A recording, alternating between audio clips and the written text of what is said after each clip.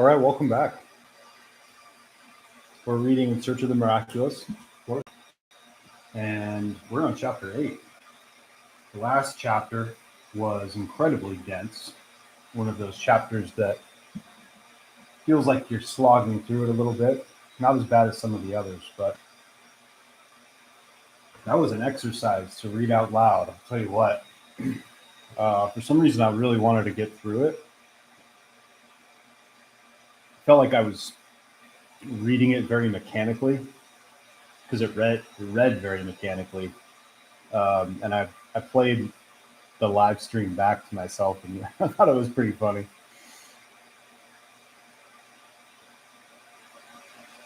But this is some dense stuff, and it is up to the reader or listener if they want to accept it or not.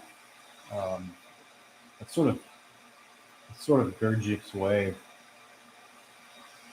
He doesn't really try to convince the skeptic. He tells things as they are, yet it's not just a bunch of randomness. It's not a bunch of randomness. There is a sound quality to it. I was trying to visualize a lot of chapter 7 in my head as I read it, wishing that I was a little bit more versed in music theory, a lot more versed in music theory. That's probably the closest I've ever come, honestly. I've read a few music theory textbooks and just sort of put them down after a few pages. But that was probably the closest I've come to reading a complete chapter on anything having to do with it. I do think it is very interesting. I've read a lot about Pythagoras and how he supposedly, taught this stuff in his ancient esoteric schools, the laws of octaves, the laws of 7 chords, however you say that. I know that there's a better way to say that in music theory. I wish I played guitar. Dang it. I wish I've learned a little piano. I have tried to learn chords on the guitar, but never really learning how to read music. Maybe a little bit. I did take music class in junior high and high school. And so perhaps that could be a baseline if I ever get the itch to get back into it. So anyways, let's just get started here. Thank you for joining.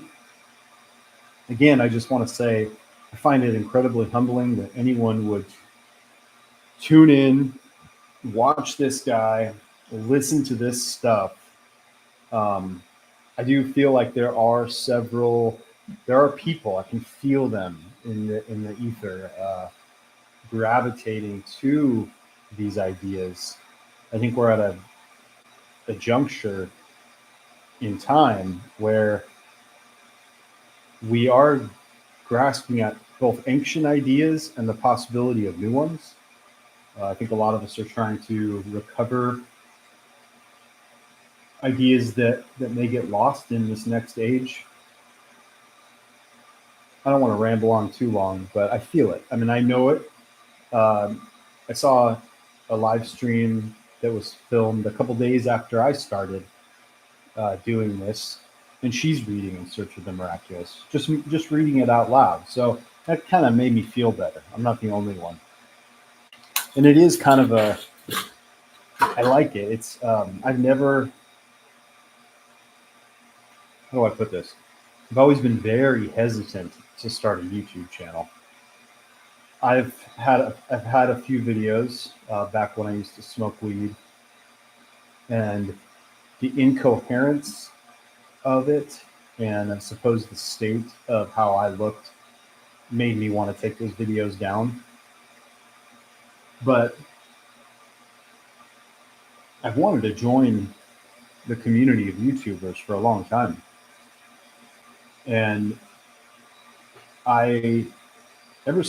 especially ever since getting clean 115 days ago, I have been consuming books ravenously, voraciously. Um, Whether it's physically reading a book or listening to an audiobook. I hardly ever listen to music these days, which is a real change. I used to mostly just listen to music, hardly ever crack a book. I suppose I go through periods in my life. And I don't know, maybe it's every 3 years or so, 5 years or so. The last I can remember is when I went through a divorce with my ex-wife. I actually read In Search of the Miraculous, short of 2 chapters, and I left a review of it on Goodreads, and I just said, how could anyone, I don't understand this book. Just a lot of rubbish. I mean, I don't know if I put it that way, but I just said it's not for me.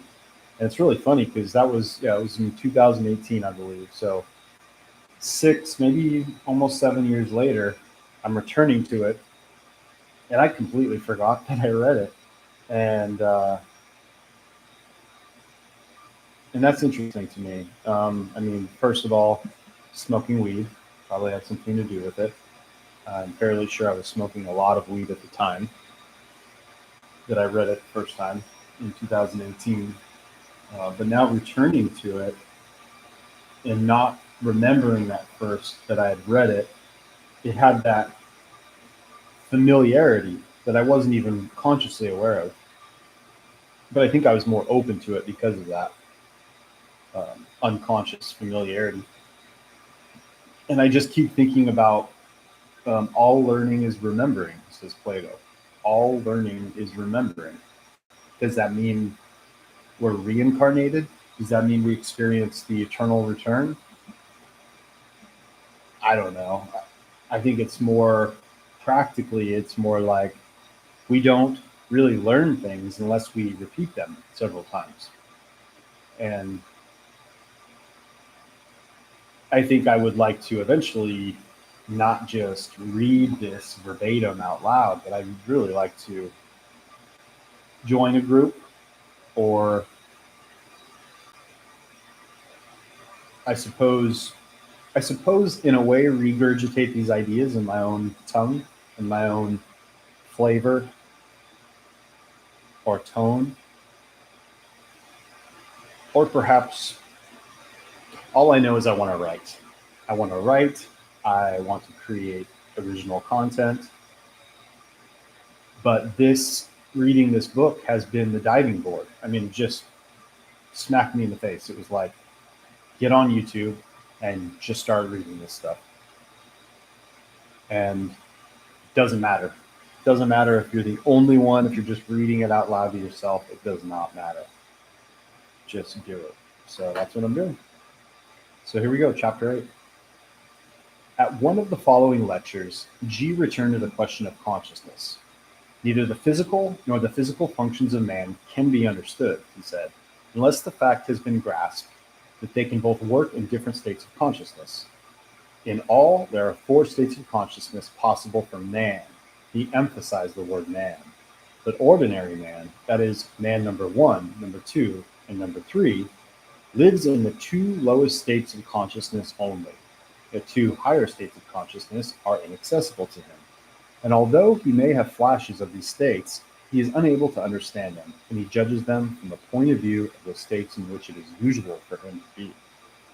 The 2 usual, that is, the lowest states of consciousness, are first sleep, in other words, a passive state in which man spends a third, and very often a half of his life, and second, state in which men spend the other part of their lives, in which they walk the streets, write books, talk on lofty subjects, take part in politics, kill one another, which they regard as active and call clear consciousness, or the waking state of consciousness. The term clear consciousness, or waking state of consciousness, seems to have been given in jest, especially when you realize what clear consciousness ought in reality to be, and what the state in which man lives and acts really is. The third state of consciousness is self-remembering, or self-consciousness, or consciousness of one's being. It is usual to consider that we have this state of consciousness, or that we can have it if we want it. Our science and philosophy have overlooked the fact that we do not possess this state of consciousness, and that we cannot create it in ourselves by desire or decision alone. The fourth state of consciousness is called the objective state of consciousness. In this state, a man can see things as they are. Flashes of this state of consciousness also occur in man. In the religions of all nations, there are indications of the possibility of a state of consciousness of this kind, which is called enlightenment and various other names, but which cannot be described in words. But the only right way to objective consciousness is through the development of self-consciousness. If an ordinary man is artificially brought into a state of objective consciousness and afterwards brought back to his usual state, he will remember nothing, and he will think that for a time he had lost consciousness. But in the state of self-consciousness, a man can have hashes of objective consciousness and remember them. The fourth state of consciousness in man needs an altogether different state of being. It is the result of inner growth and of long and difficult work on oneself.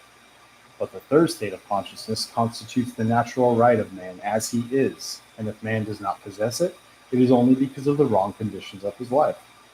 It can be said without any exaggeration that at the present time the third state of consciousness occurs in man only in the form of very rare flashes, and that it can be made more or less permanent in him only by means of special training. For most people, even for educated and thinking people, the chief obstacle in the way of acquiring self-consciousness consists in the fact that they think they possess it. That is, that they possess self-consciousness and everything connected with it.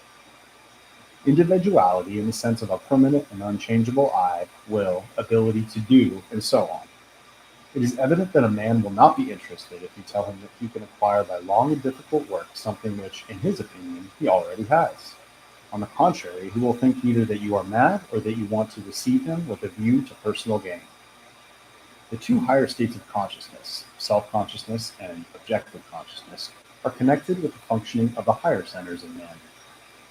In addition to those centers of which we have so far spoken, there are two other centers in man, the higher emotional and the higher thinking. These centers are in us. They are fully developed and are working all the time, but their work fails to reach our ordinary consciousness. The cause of this lies in the special properties of our so-called clear consciousness. In order to understand what the difference between states of consciousness is, let us return to the first state of consciousness, which is sleep. This is an entirely subjective state of consciousness. A man is immersed in dreams, whether he remembers them or not does not matter. Even if some real impressions reach him, such as sounds, voices, warmth, cold, the sensation of his own body, they arouse in him only fantastic subjective images. Then a man wakes up. At first glance, this is a quite different state of consciousness. He can move, he can talk with other people, he can make calculations ahead, he can see danger and avoid it, and so on. It stands to reason that he is in a better position than when he was asleep. But if we go a little more deeply into things, if we take a look into his inner world, into his thoughts, into the causes of his actions, we shall see that he is in almost the same state as when he is asleep. And it is even worse, because in sleep he is passive. That is, he cannot do anything. In the waking state, however, he can do something all the time, and the results of all his actions will be reflected upon him or upon those around him.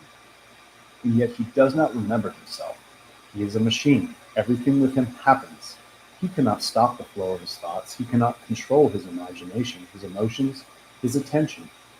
He lives in a subjective world of I love, I do not love, I like, I do not like, I want, I do not want. That is, of what he thinks he likes, what he thinks he does not like, of what he thinks he wants, of what he thinks he does not want. He does not see the real world. The real world is hidden from him by the wall of imagination. He lives in sleep. He is asleep. What is called clear consciousness is sleep, and a far more dangerous sleep than sleep at night in bed. Let us take some event in the life of humanity, for instance, war. There is a war going on at the present moment. What does it signify? It signifies that several millions of sleeping people are trying to destroy several millions of other sleeping people. They would not do this, of course, if they were to wake up. Everything that takes place is owing to this sleep. Excuse me.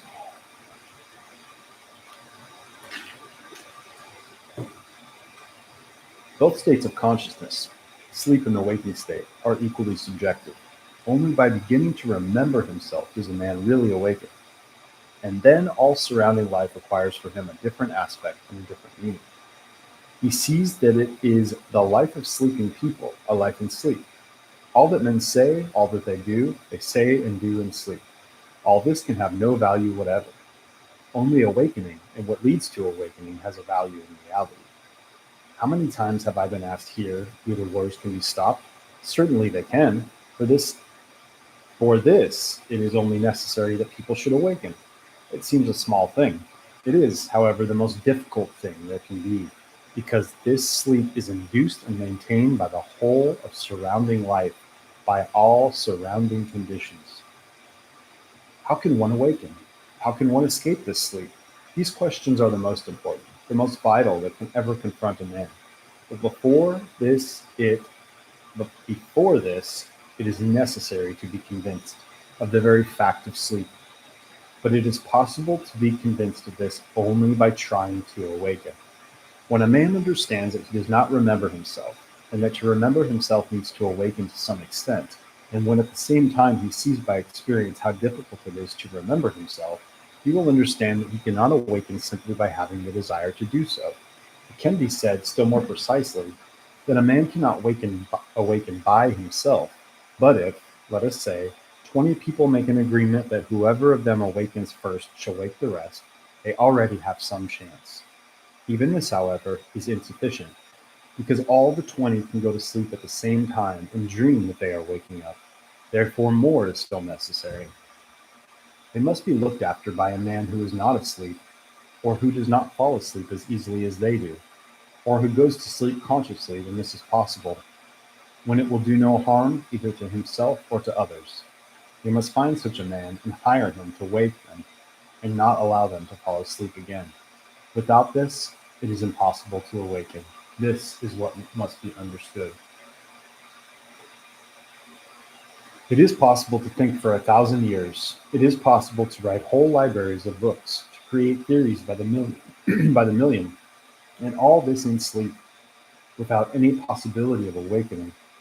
On the contrary, these books and these theories, written and created in sleep, will merely send other people to sleep, and so on.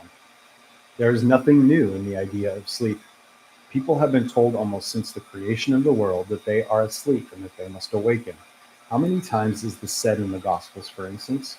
Awake, watch, sleep not. Christ's disciples even slept when he was praying in the Garden of Gethsemane for the last time. It is all there. But do men understand it? Men take it simply as a form of speech, as an expression, as a metaphor.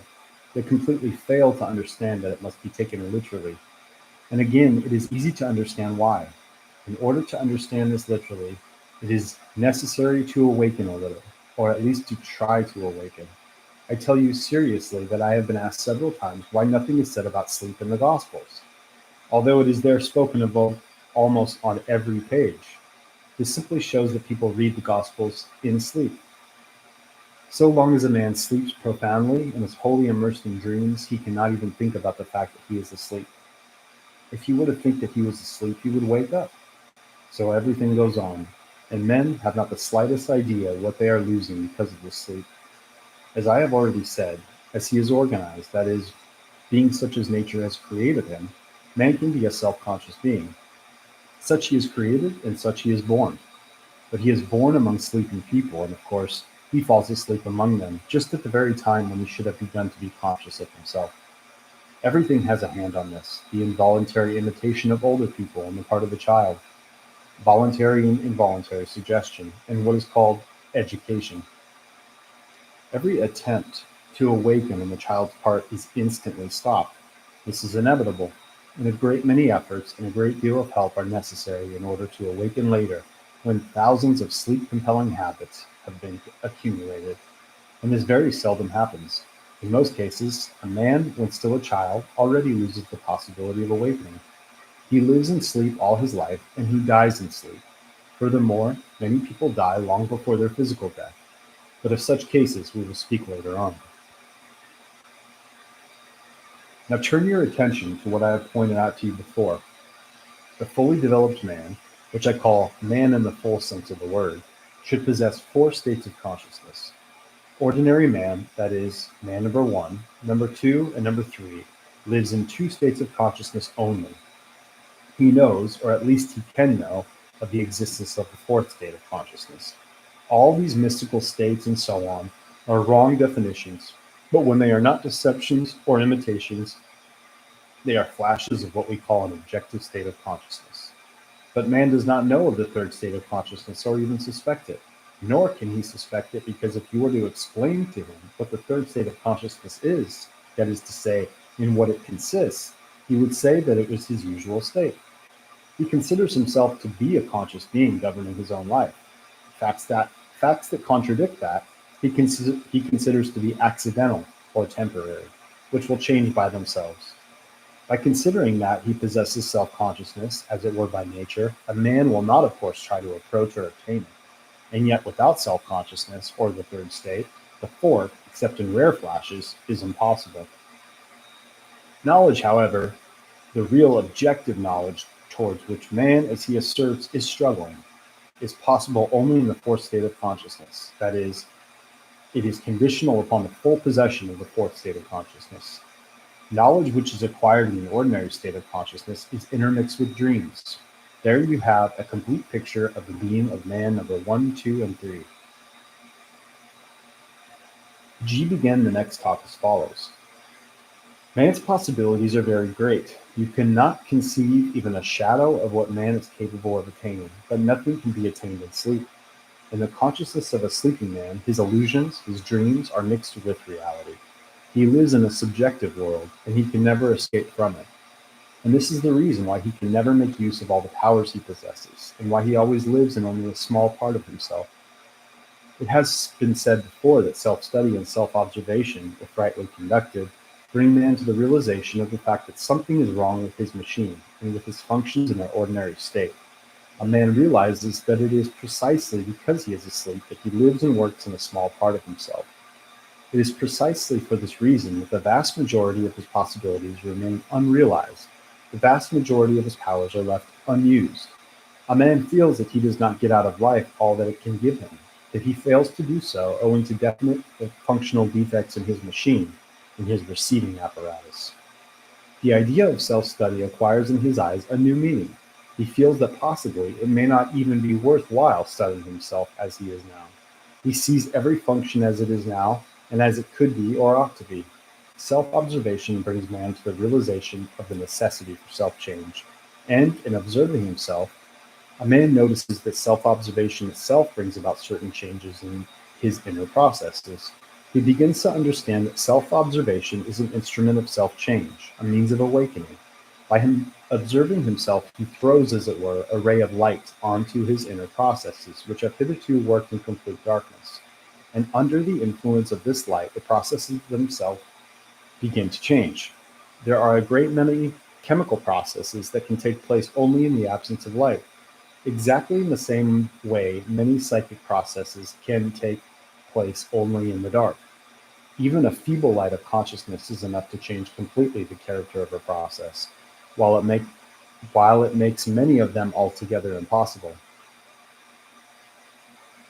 Our inner psychic processes, our inner alchemy, have much in common with those chemical processes in which light changes the character of the process, and they are subject to analogous laws.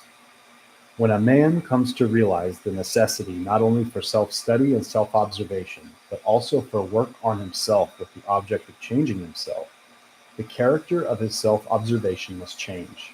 He has so far studied the details of the work of the centers, trying only to register this or that phenomenon, to be an impartial witness. He has studied the work of the machine. Now he must begin to see himself, that is to say, to see not separate details, not the work of small wheels and levers, but to see everything taken together as a whole, the whole of himself such as others see him. For this purpose, a man must learn to take, so to speak, mental photographs of himself at different moments of his life and in different emotional states, and not photographs of details, but photographs of the whole as he saw it. In other words, these photographs must contain simultaneously everything that a man can see in himself at a given moment. Emotions, moods, thoughts, sensations, postures, movements, tones of voice, facial expressions, and so on. If a man succeeds in seizing interesting moments for these photographs, he will very soon collect a whole album of pictures of himself, which, taken together, will show him quite clearly what he is. But it is not so easy to learn how to take these photographs at the most interesting and characteristic moments, how to catch characteristic postures, characteristic facial expressions, characteristic emotions, and characteristic thoughts. If the photographs are taken successfully, and if there is a sufficient number of them, a man will see that his usual conception of himself, with which he has lived from year to year, is very far from reality. Instead of the man he had supposed himself to be, he will see quite another man. This other man is himself, and at the same time not himself. It is he as other people know him, as he imagines himself, and as he appears in his actions, words, and so on, but not altogether such as he actually is. For a man himself knows that there is a great deal that is unreal, invented, and artificial in this other man, whom other people know and whom he knows himself. You must learn to divide the real from the invented, and to begin self-observation and self-study, it is necessary to divide oneself. A man must realize that he indeed consists of two men.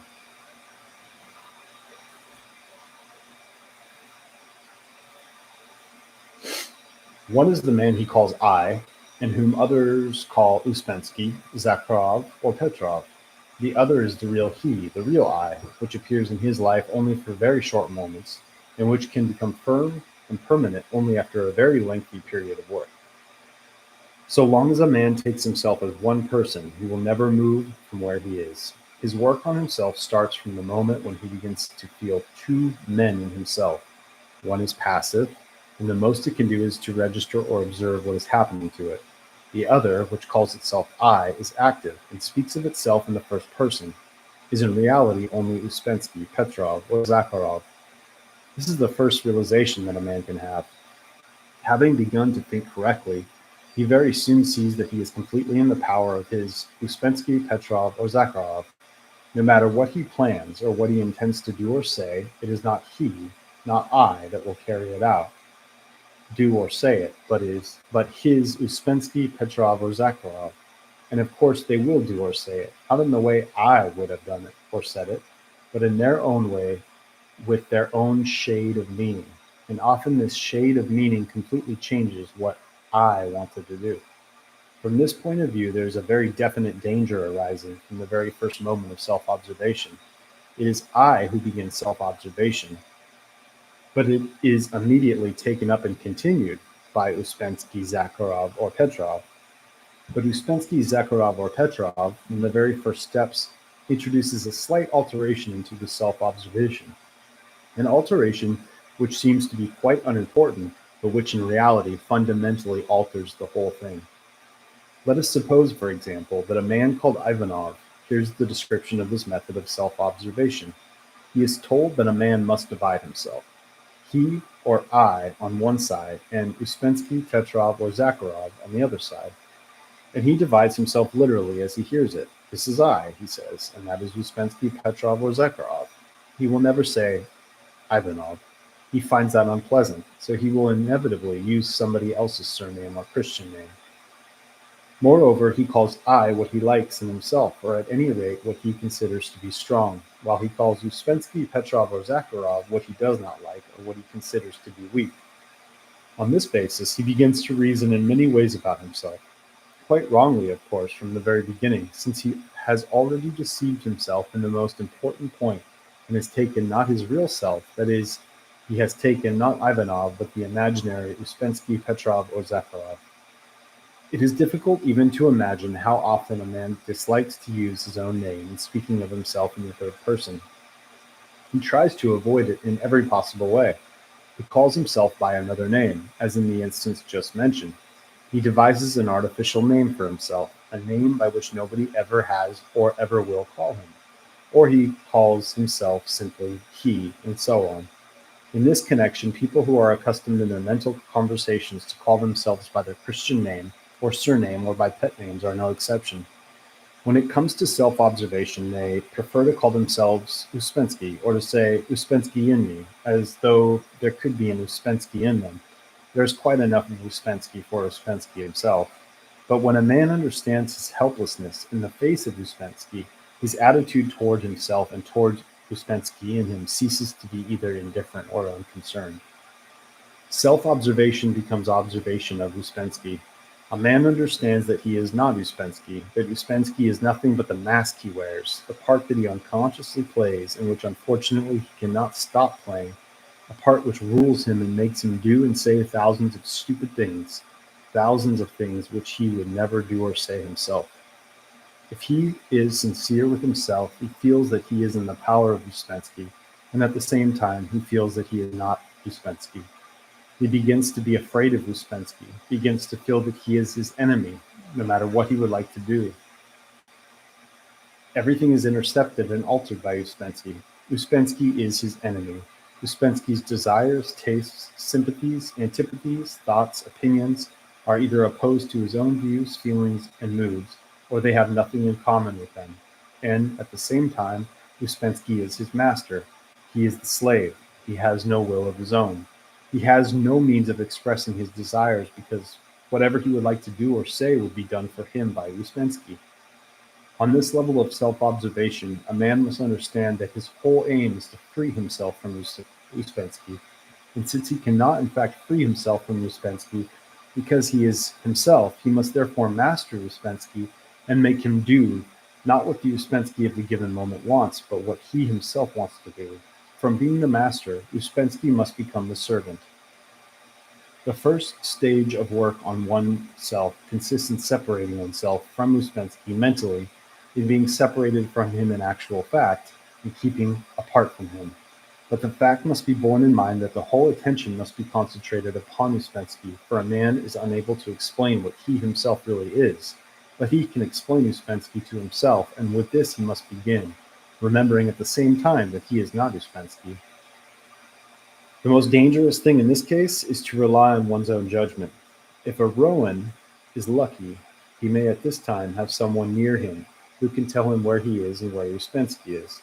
But he must moreover trust this person, because he will undoubtedly think that he understands everything himself, and that he knows where he is and where Ouspensky is, and not only in relation to himself, but in relation also to other people, will he think that he knows and sees other Ouspensky's. All this is, of course, self-deception. At this stage, a man can see nothing either in relation to himself or to others. The more convinced he is that he can, the more he is mistaken. But if he can be even to a slight extent sincere with himself and really wants to know the truth, then he can find an exact and infallible basis for judging rightly first about himself and then about other people. The whole point lies in being sincere with oneself, and this is by no means easy. People do not understand that sincerity must be learned. They imagine that to be sincere or not to be sincere depends upon their desire or decision. But how can a man be sincere with himself when in actual fact he sincerely does not see what he ought to see in himself? Someone has to show it to him, and his attitude towards the person who shows him must be a right one, that is, such as will help him to see what is shown him, and not, as often happens, hinder him if he begins to think that he already knows better. This is a very serious moment in the work. A man who loses his direction at this moment will never find it again afterwards. It must be remembered that man, such as he does not possess the means of distinguishing I and Ouspensky in himself. Even if he tries to, he will lie to himself and invent things, and he will never see himself as he really is. It must be understood that without outside help, a man can never see himself.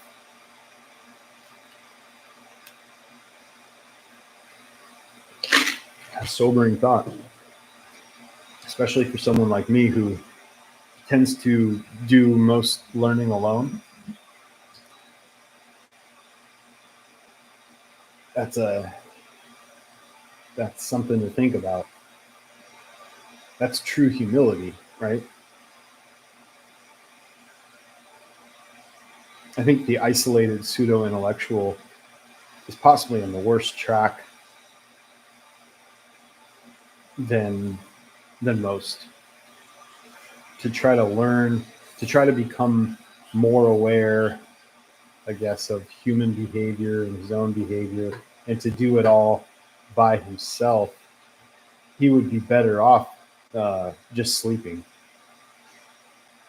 And this may be why a lot of deep thinkers who also struggle with shyness turn to substance abuse, because substance abuse is a lot like a sleep. And there may be an inner voice somewhere that says that all of the mulling things about and intellectualizing things is not a good thing to do. And he often gets reminded of this by his peers or family that just sort of don't really want to hear it. And then he thinks to himself, I might as well just get drunk. I might as well be stoned because I'm more enjoyable to be around. I certainly enjoy myself more when I'm this way. And then the whole cycle begins again. In order to know why this is so, you must remember a great deal of what has been said earlier. As was said earlier, self-observation brings a man to the realization of the fact that he does not remember himself. Man's inability to remember himself is one of the chief and most characteristic features of his being and the cause of everything else in him. The inability to remember oneself finds expression in many ways. A man does not remember his decisions. He does not remember the promises. He does not remember the promises the lie has made to himself. Must be a typo. Does not remember what he said or felt a month, a week, a day, or even an hour ago. I think it's supposed to say he does not remember the promises he has made to himself. Does not remember what he said or felt a month, a week, a day, or even an hour ago. He begins work of some kind, and after a certain lapse of time, he does not remember why he began it. It is especially in connection with work on oneself that this happens particularly often. A man can remember a promise given to another person only with the help of artificial associations which have been educated into him, and they in their turn are connected with conceptions which are also artificially created of honor, honesty, duty, and so on. But speaking in general, one can say truthfully that if a man remembers one thing, he forgets 10 other things, which are much more important for him to remember. And a man particularly easily forgets what relates to himself, those mental photographs of himself which perhaps he has previously taken. And this deprives man's views and opinions of any stability and precision. A man does not remember what he has thought or what he has said, and he does not remember how he thought or how he spoke. This in turn is connected with one of the fundamental characteristics of man's attitude towards himself and to all his surroundings, namely his constant identification with what at a given moment has attracted his attention, his thoughts or his desires, and his imagination. Identification is so common a quality that for purposes of observation, it is difficult to separate it from everything else. Man is always in a state of identification, only the object of identification changes. A man identifies with a small problem which confronts him, and he completely forgets the great aims with which he began his work. He identifies with one thought and forgets other thoughts. He has identified with one feeling, with one mood, and forgets his own wider thoughts, emotions, and moods. In work on themselves, people are so much identified with separate aims that they fail to see the wood for the trees. 2 or 3 trees nearest them represent for them the whole wood. Identifying is one of our most terrible foes because it penetrates everywhere and deceives a man at the moment when it seems to him that he is struggling with it. It is especially difficult to free oneself from identifying because a man naturally becomes more easily identified with the things that interest him most, to which he gives his time, his work, and his attention. In order to free himself from identifying, a man must be constantly on guard and be merciless with himself. That is, he must not be afraid of seeing all the subtle and hidden forms which identifying takes. It is necessary to see and to study identifying to its very roots in oneself. The difficulty of struggling with identifying is still further increased by the fact that when people observe it in themselves, they consider it a very good trait and call it enthusiasm, zeal, passion, spontaneity, inspiration, and names of that kind. And they consider that only in a state of identifying can a man really produce good work, no matter in what sphere. In reality, of course, this is illusion. Man cannot do anything sensible when he is in a state of identifying. If people could see what the state of identifying means, they would alter their opinion. A man becomes a thing, a piece of flesh. He loses even the small semblance of the human being that he has. In the East, where people smoke hashish and other drugs, it often happens that a man becomes so identified with his pipe that he begins to consider he is a pipe himself. This is not a joke, but a fact. He actually becomes a pipe. This is identifying. And for this, hashish or opium are entirely unnecessary. Look at people in shops and theaters and restaurants, or see how they identify with words when they argue about something or try to prove something, particularly something they do not know themselves. They become greediness, desires, or words of themselves. Nothing remains. And that's why I love this book. But I don't want to make the mistake of what he said in a few paragraphs earlier, where I focus on the other people that do that. I need to focus on how Josh Anderson does that. That's the work. The work is not thinking about how my father does that, how my mother does that, how my friends have done that. The work is in observing how I do that. Pay attention to the next time I do that. Identifying is the chief obstacle to self-remembering. It's the chief obstacle. A man who identifies with anything is unable to remember himself. In order to remember oneself, it is necessary, first of all, not to identify. But in order to learn not to identify, a man must first of all not be identified with himself, must not call himself I always and on all occasions. He must remember that there are two in him, that there is himself, that is I in him, and there is another with whom he must struggle, and whom he must conquer if he wishes at any time to attain anything. So long as a man identifies or can be identified, he is the slave of everything that can happen to him. Freedom is first of all freedom from identification. This reminds me a lot of dukkha. I'm saying that right? The Buddhist concept of dukkha, which is can be translated as, is it dukkha? Maybe not.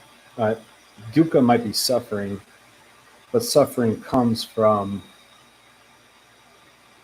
clinging. Clinging is a certain attachment or clinging.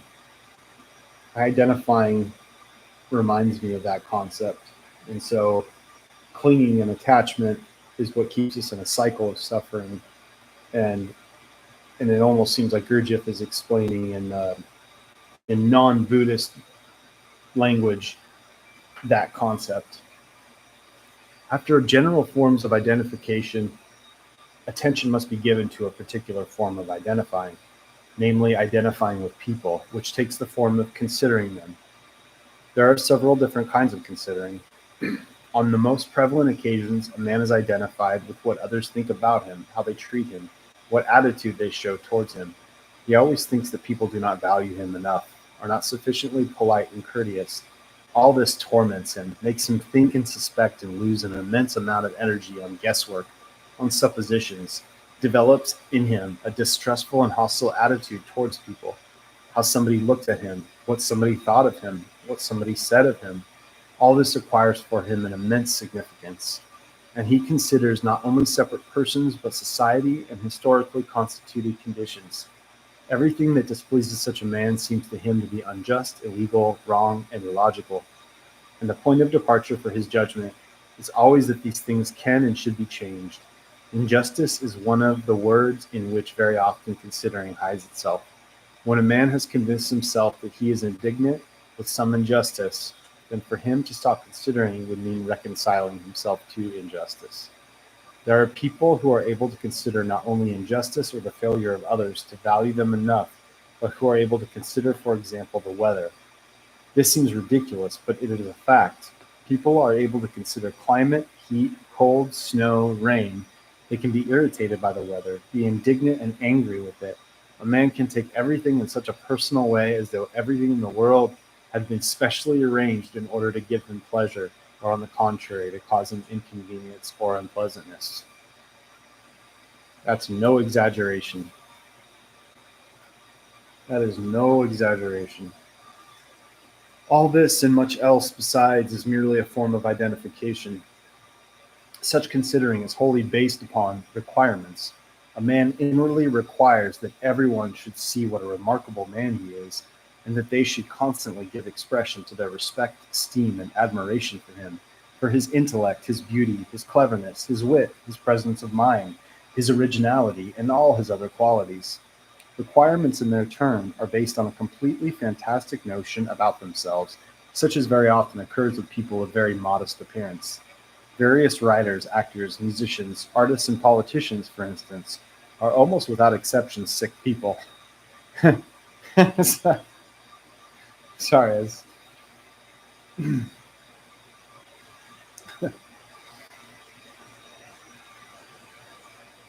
And what are they suffering from?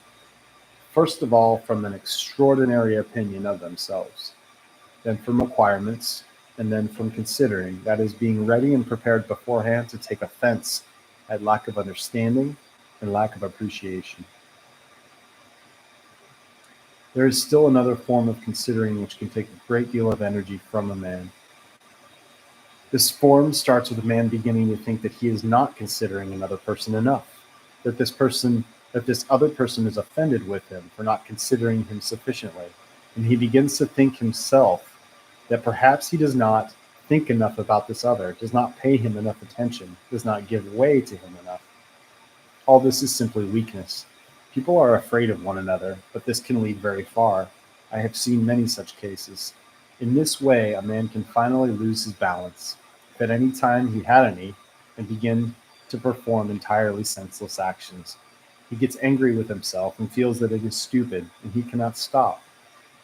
Whereas in such cases, the whole point is precisely not to consider. It is the same case, only perhaps worse, when a man considers that in his opinion he ought to do something, when as a matter of fact he ought not to do it at all. Ought and ought not is also a difficult subject, that is, difficult to understand, when a man really ought and when he ought not. This can be approached only from the point of view of aim. When a man has an aim, he ought to do only what leads towards his aim, and he ought not to do anything that hinders him from going towards his aim. As I have already said, people very often think that if they begin to struggle with considering within themselves, it will make them insincere, and they are afraid of this because they think that in this event they will be losing something, losing a part of themselves. In this case, the same thing takes place as in attempts to struggle against the outward expression of unpleasant emotions. The sole difference is that in one case, a man struggles with the outward expression of emotions, and in the other case, with an inner manifestation of perhaps the same emotions. This fear of losing sincerity is, of course, self-deception, one of those formulas of lying upon which human weaknesses are based. Man cannot help identifying and considering inwardly, and he cannot help expressing his unpleasant emotions simply because he is weak. Identifying, considering, the expressing of unpleasant emotions are manifestations of his weakness, his impotence, his inability to control himself. But not wishing to acknowledge this weakness to himself, he calls it sincerity or honesty, and he tells himself that he does not want to struggle against sincerity, whereas in fact he is unable to struggle against his weaknesses. Sincerity and honesty are in reality something quite different. What a man calls sincerity in this case is in reality simply being willing to restrain himself. And deep down inside him, a man is aware of this, but he lies to himself when he says that he does not want to lose sincerity. So far I have spoken of internal considering. It would be impossible to bring forward many more examples, but you must do this yourselves. That is, you must seek these examples in your observations of yourselves and of others. The opposite of internal considering, and what is in part a means of fighting against it, is external considering. External considering is based upon an entirely different relationship towards people than internal considering. It is adaptation towards people, to their understanding, to their requirements. By considering externally, A man does that which makes life easy for other people and for himself. External considering requires a knowledge of men, an understanding of their taste, habits, and prejudices. At the same time, external considering requires a great power over oneself, a great control over oneself. Very often a man desires sincerely to express or somehow or somehow or other show to another man what he really thinks of him or feels about him. And if he is a weak man, he will of course give way to this desire and afterwards justify himself and say that he did not want to lie, did not want to pretend, he wanted to be sincere. Then he convinces himself that it was the other man's fault. He really wanted to consider him, even to give way to him, not to quarrel, and so on. But the other man did not at all want to consider him, so that nothing could be done with him. It very often happens that a man begins with a blessing and ends with a curse. He begins by deciding not to consider, and afterwards blames other people for not considering him. This is an example of how external considering passes into internal considering. But if a man really remembers himself, he understands that another man is a machine just as he is himself. And then he will enter into his position. He will put himself in his place, and he will be really able to understand and feel what another man thinks and feels. If he can do this, his work becomes easier for him. But if he approaches a man with his own requirements, nothing except new internal considering can ever be obtained from it. This is good. This should be taught in the workplace. I mean, I suppose this is personal development stuff. Some people figure this stuff out because of good character, maybe a good family, maybe just an internal relationship with a higher power. This is really good stuff. I love how he's putting it. I'm feeling that kind of shame that is good. It's enlightening. It's an enlightening shame. It doesn't feel like a dead end.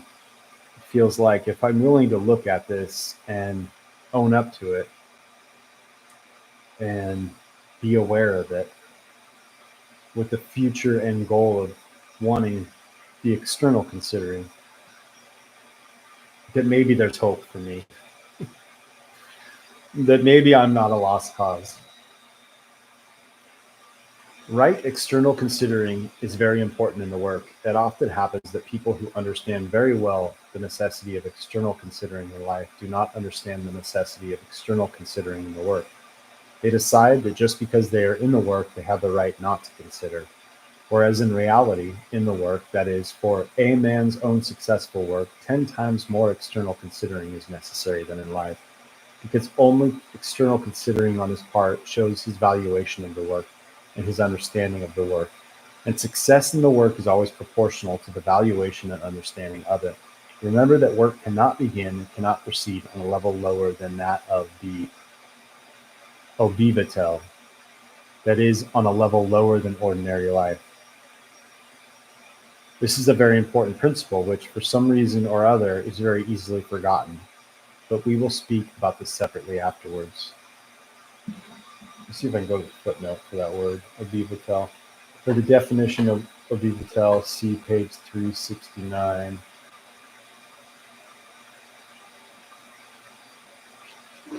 I'm not sure. I don't have my book with me. Maybe 369.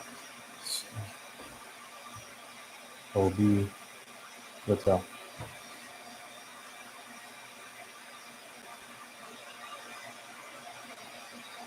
For the definition,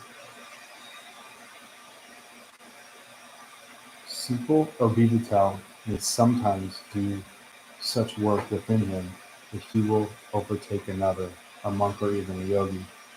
I think it might be like a Russian or Gurdjieff. I don't know if that's a Turkish word. It doesn't really matter. But I think it's kind of another way of saying like a good salt of the earth type what a good Christian man should be. Not,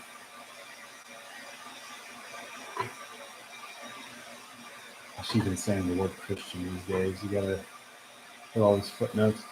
A good, simple, honest, hardworking person. But I'm not going to make any more guesses. Obyvatel is a strange word in the Russian language. Just read on. It is used in the sense of inhabitant, without any particular shade. Inhabitant. At the same time, it is used to express contempt or derision. Obyvatel, as though there could be nothing worse. But those who speak in this way do not understand that the Obyvatel is the healthy kernel of life. So maybe it's something akin to like a simple man.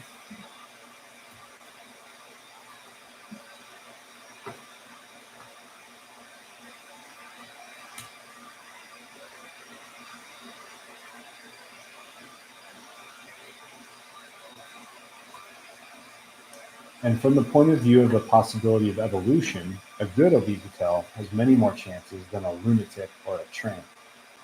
Afterwards, I will perhaps explain what I mean by these two words. In the meantime, we will talk about the Obyvatel.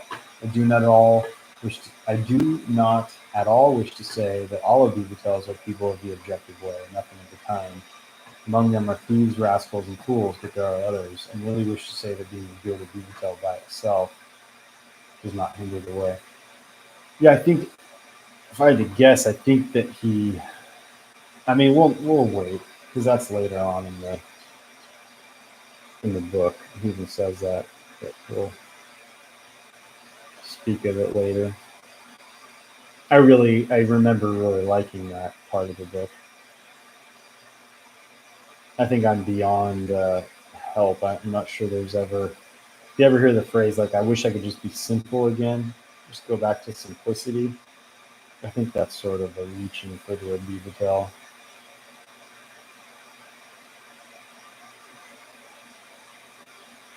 You get up at 5 a.m., you put your overalls on, you go and do your hard work. You come home, you eat your meal, you pet your dog, you read the newspaper. Maybe, I think Obyvatel is like not really too interested in a higher education and just wants to do honest work. Anyways, I'm going to stop there. Thank you if you did end up checking this out, or anyone who checks it out in the future. Please leave comments. If you have any questions or comments, please leave them down in the comments. Remember to hit like, share, and subscribe. I really do appreciate it. It does help if you want to continue to do this and bring more original content. So thanks, and Happy New Year.